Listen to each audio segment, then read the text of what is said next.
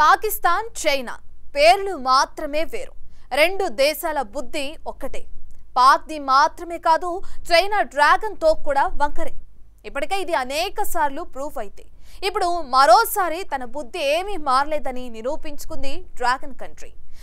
అరుణాచల్ ప్రదేశ్ విషయంలో చైనా మరోసారి దుస్సాహసం చేసింది.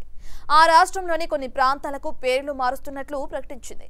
దీనికి భారత్ ధీటుగా స్పందించింది. డ్రాగన్ కు స్ట్రాంగ్ కౌంటర్ ఇచ్చింది. ఉన్నట్టుండి చైనా ఇలా ఎందుకు చేసినట్లు?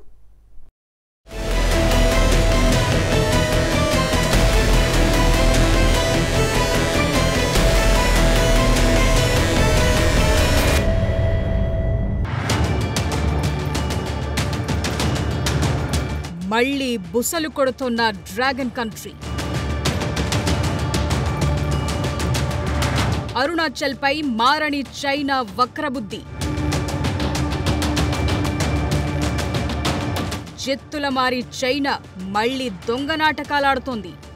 భారత్, చైనా మధ్య ఇప్పుడిప్పుడే సాధారణ పరిస్థితులు నెలకొంటున్నాయనుకుంటున్న టైంలో డ్రాగన్ తన వక్రబుద్ధి చూపించింది. భారత్ ఎన్నిసార్లు కౌంటర్ ఇచ్చినా, ఎన్నిసార్లు గట్టి బుద్ధి చెప్పినా చైనా మాత్రం అరుణాచల్ ప్రదేశ్ తమదేనని చెప్పుకునే ప్రయత్నాలు మారటం లేదు. ఇప్పుడు కూడా అలాంటి దుస్సాహసమే చేసింది. ఈసారి ఏకంగా అరుణాచల్ ప్రదేశ్ పేరుని జాంగ్నాన్ గా పేర్కొంటూ సౌత్ టిబెట్ లోని ప్రాంతంగా తన మ్యాప్ లో చూపించింది చైనా. అంతేకాదు అరుణాచల్లోని కొన్ని ప్రాంతాల పేర్లను కూడా మార్చి మ్యాప్ ని రిలీజ్ చేసింది.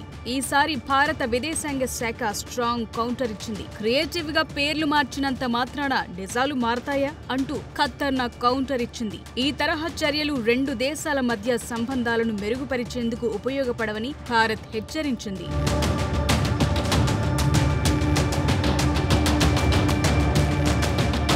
అరుణాచల్ ప్రదేశ్లోని కొన్ని ప్రాంతాల పేర్లను మార్చేందుకు చైనా చేస్తున్న ప్రయత్నాలపై భారత్ తీవ్ర అభ్యంతరం వ్యక్తం చేసింది. దీనికి సంబంధించి భారత విదేశాంగ శాఖ తీవ్రంగా స్పందించింది. చైనా వక్రబుద్ధిపై మండిపడింది. పేర్ల మార్పు ప్రయత్నాలను తిరస్కరిస్తున్నట్టు తెలిపింది. భారత్లోని అరుణాచల్ ప్రదేశ్ రాష్ట్రంలోని వివిధ ప్రదేశాలకు పేర్లు పెట్టడానికి చైనా విఫల ప్రయత్నాలు చేస్తున్నట్టు గమనించామని, ఇది భారత్ వైఖరికి విరుద్ధమని విదేశాంగ శాఖ అధికార ప్రతినిధి రణ్ధీర్ జైస్వాల్ స్పష్టం చేశారు. ఇలాంటి ప్రయత్నాలను తాము తిరస్కరిస్తామని చెప్పారు. అరుణాచల్ ప్రదేశ్ భారత్ లో అంతర్భాగమని, విడదయ్యరాని భాగమని, పేర్లు మార్చినంత మాత్రాన ఈ వాస్తవాన్ని మార్చలేరని రణ్ధీర్ జైస్వాల్ స్ట్రాంగ్ కౌంటర్ ఇచ్చారు.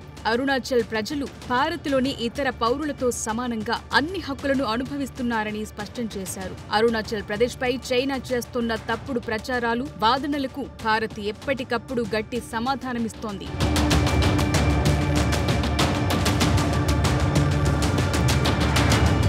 అరుణాచల్ ప్రదేశ్ తమ భూభాగంలో భాగమని చెప్పుకుంటోన్న చైనా అనేక ప్రదేశాల పేర్లతో తరచుగా మ్యాప్లను విడుదల చేసింది. గతేడాది అరుణాచల్ ప్రదేశ్లోని 30 ప్రాంతాలకు చైనీస్, టిబెటన్ పేర్లు పెట్టింది. డ్రాగన్ కుట్రలను భారత్ పదే పదే ఎండగడుతోంది. చైనా గతంలోనూ వాస్తవాధీన రేఖ వెంబడి ఉన్న అరుణాచల్ ప్రదేశ్లోని పేర్లను మార్చేందుకు ప్రయత్నిస్తూ 4 లిస్టులను రిలీజ్ చేసింది. 2017లో 6 ప్రదేశాలకు పేర్లు మార్చుతూ ఓ లిస్టు విడుదల చేసింది. ఆ తరువాత 2021లో 15 ప్రాంతాలకు, 2023లో 11 ప్రాంతాలకు, 2024లో మరో 30 ప్రాంతాలకు పేర్లు మార్చుతూ చైనా లిస్ట్ రిలీజ్ చేసింది. ఇలాంటి ప్రయత్నాలను భారత్ ఎప్పటికప్పుడు తిప్పికొడుతోంది. అరుణాచల్ ప్రదేశ్ పై భారత్, చైనా మధ్య దశాబ్దాలుగా వివాదం కొనసాగుతోంది. ఇప్పటికే టిబెట్ ని తనలో కలిపేసుకున్న చైనా సరిహద్దుల్లో ఉన్న అరుణాచల్ కూడా సౌత్ టిబెట్ లో అంతర్భాగమని వాదిస్తోంది. కానీ ఎప్పటికప్పుడు భారత ప్రభుత్వం డ్రాగన్ కంట్రీకి స్ట్రాంగ్ కౌంటర్లు ఇస్తూనే ఉంది.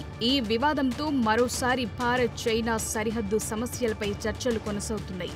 అరుణాచల్ పై చైనా వాదనలు సరిహద్దు ఒప్పందాలను ఉల్లంఘించేలా ఉన్నాయని నిపుణులు అభిప్రాయపడుతున్నారు. 1947లో భారత్ కు స్వాతంత్ర్యం వచ్చిన నాటి నుంచి అరుణాచల్ ప్రదేశ్ మన దేశంలో అంతర్భాగంగా మారిపోయింది. 1962 యుద్ధం తరువాత నుంచి అరుణాచల్ ప్రదేశ్ తమదని చైనా వాదిస్తోంది. అయితే డ్రాగన్ వాదనలను తిరస్కరిస్తూ అరుణాచల్ ఇండియాలో అంతర్భాగమని స్పష్టం చేస్తూ వస్తోంది భారత్.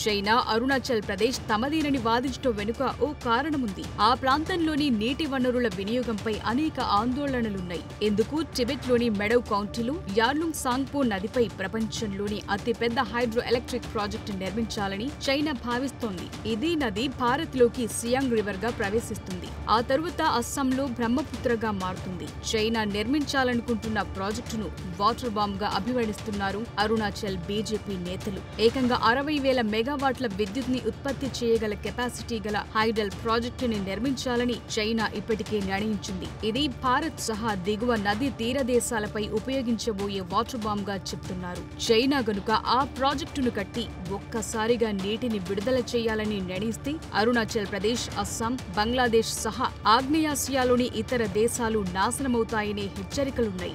చైనా వైపు నుంచి అకస్మాత్తుగా వచ్చే వాటర్ రిలీజ్ నుంచి తలెత్తే విపత్తు ప్రమాదాలను నిలువరించేందుకు అరుణాచల్ ప్రదేశ్లోనే కౌంటర్ బ్యాలెన్సింగ్ రిజర్వాయర్ కట్టాలనే సూచనలు కూడా వినిపిస్తున్నాయి. భారీ హైడల్ ప్రాజెక్టు కట్టాలనే ఉద్దేశంతోనే అరుణాచల్ ప్రదేశ్ సౌత్ టిబెట్లోని భూభాగమని వాదిస్తోందనే చర్చ కొనసాగుతోంది.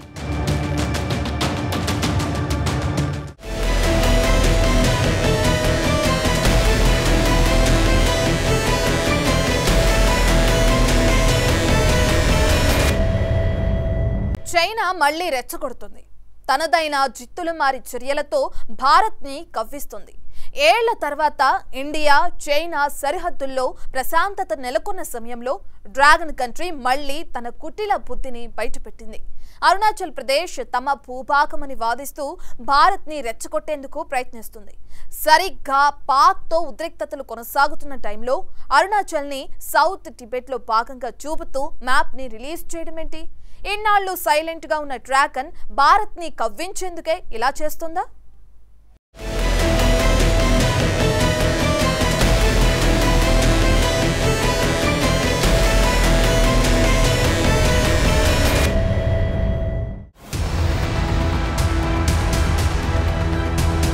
సరిహద్దుల్లో మళ్లీ బలుపు చూపిస్తోన్న చైనా. చైనా మళ్లీ కవ్వింపు చర్యలకు దిగుతోందా? ఈ పరిస్థితుల్లో డ్రాగన్ కంట్రీని నమ్మొచ్చా? ఈ ప్రశ్న ఎప్పుడు తలెత్తినా, ఎవరు సంధించినా సమాధానం మారదు. చైనాని ఇప్పుడే కాదు ఎప్పుడూ నమ్మే పరిస్థితి లేదు. ఎందుకంటే డ్రాగన్ బుద్ధి అలాంటిది. సానుకూలంగా ఉన్నట్లే ఉండి మళ్లీ కవ్విస్తుంది. సందర్భంతో సంబంధం లేకుండా రెచ్చగొడుతుంది. భారత సరిహద్దుల్లోకి చొచ్చుకొచ్చి పిచ్చి వేషాలు వేస్తుంది చైనా. ఇదే డ్రాగన్ కుటిల బుద్ధి, కుట్ర సిద్ధాంతం. దుష్ట పన్నాగాలతో ఏదో రకంగా భారత్ను ఇబ్బంది పెట్టాలని చూస్తోంది జిన్పింగ్ ప్రభుత్వం. ఇప్పుడు కూడా అరుణాచల్ని తమ భూభాగంగా క్లెయిమ్ చేస్తూ ఆ రాష్ట్రంలోని కొన్ని ప్రదేశాల పేర్లు మార్చడం చూస్తుంటే చైనా వైఖరేంటో స్పష్టంగా అర్థమవుతోంది. చైనా చర్యలు భారత్ను రెచ్చగొట్టే విధంగా ఉన్నాయనే అభిప్రాయాలు కూడా వ్యక్తమవుతున్నాయి. అయితే అరుణాచల్ విషయంలో చైనాకు భారత్ స్ట్రాంగ్ కౌంటర్ ఇవ్వటమే కాదు, దాంతోపాటు మరో షాక్ కూడా ఇచ్చింది. డ్రాగన్ కంట్రీ మౌత్ పీస్ గా ఉన్న గ్లోబల్ టైమ్స్ ని మన దేశంలో బ్యాన్ చేసింది. గ్లోబల్ టైమ్స్ ఎక్స్ అకౌంట్ ని నిషేధించింది. భారత్ కు వ్యతిరేకంగా తప్పుడు ప్రచారం చేస్తోందని కఠిన చర్యలు తీసుకుంది. ఇదే గ్లోబల్ టైమ్స్ పాకిస్తాన్ పై భారత్ చేపట్టిన ఆపరేషన్ సింధూర్ పైన తప్పుడు ప్రచారం చేసినట్లు కేంద్రం గుర్తించింది. ఫేక్ ఫోటోలను సర్క్యులేట్ చేసింది. ఇండియాకు చెందిన రఫేల్ ఫైటర్ జెట్ కూలిందని, ఐఏఎఫ్ ఎయిర్ బేస్లు దెబ్బతిన్నాయని పాక్ కు అనుకూలంగా ప్రచారం చేసినట్లు నిర్ధారించి భారత సర్కార్ చర్యలు తీసుకుంది. గ్లోబల్ టైమ్స్ తో పాటు చైనాకు చెందిన ఇంకొన్ని న్యూస్ ఏజెన్సీలపైన చర్యలు తీసుకుంది.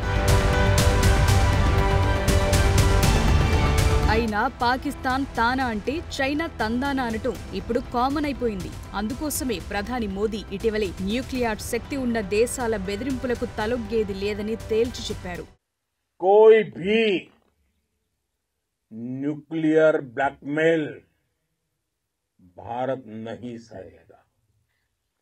हम आतंक की सरपरस्त सरकार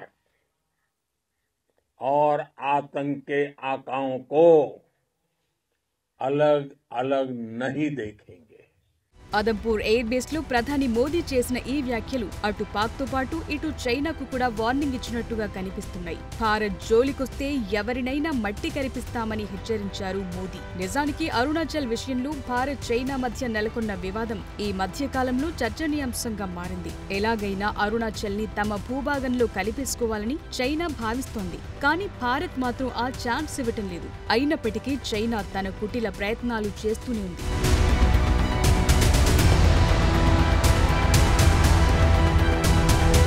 చైనా ఆసియాలో ఆధిపత్య శక్తిగా తమను అంగీకరించేలా అన్ని దేశాలను బలవంతంగా ఒప్పించాలని చూస్తోంది. కానీ అది కుదరట్లేదు. అందుకోసమే ఏదో రకంగా సరిహద్దుల్లో భారత్ ని ఇబ్బంది పెట్టాలని చూస్తోంది. అయితే చైనా బుద్ధి తెలిసిన భారత్ డ్రాగన్ కి సరైన రీతిలో బుద్ధి చెప్పేందుకు సరిహద్దుల్లో అన్ని మౌలిక సదుపాయాలు పెంచుకుంటోంది. రోడ్లు, ఇతర సౌకర్యాలను మెరుగుపరుస్తోంది భారత ప్రభుత్వం. ఇవన్నీ లైన్ ఆఫ్ యాక్చువల్ కంట్రోల్ దగ్గరికి త్వరగా చేరుకునేందుకు ఉపయోగపడతాయి. ఇవన్నీ చూసి డ్రాగన్ పై ఒత్తిడి పెరుగుతోంది. ప్రస్తుతం 1959 నాటి సరిహద్దుని చైనా వాస్తవాధీన రేఖగా చెప్తోంది. 1993 నుంచి సరిహద్దు విషయంలో భారత్ చైనా మధ్య 5 ఒప్పందాలు జరిగాయి. వాటన్నింటినీ డ్రాగన్ కంట్రీ యథేచ్ఛగా ఉల్లంఘించింది. దాంతో ఎన్ని రకాలుగా చూసుకున్నా చైనా బుద్ధి మారదు. ఆ దేశాన్ని కూడా అంత ఈజీగా నమ్మలేం. పైగా సరిహద్దు వ్యవహారం ఇప్పట్లో తేలేది కాదు. అదొక సుదీర్ఘమైన వ్యవహారం. అందువల్ల భవిష్యత్తులో చైనా చేయబోయే సర్ప్రైజ్ అటాక్లను ఎదుర్కొనేందుకు భారత్ సిద్ధంగా ఉండాలి. అనుక్షణం చైనా పీపుల్స్ లిబరేషన్ ఆర్మీ కదలికలను గమనిస్తూ ఉండాలని ఆర్మీలో పనిచేసిన మాజీ అధికారులు చెప్తున్నారు.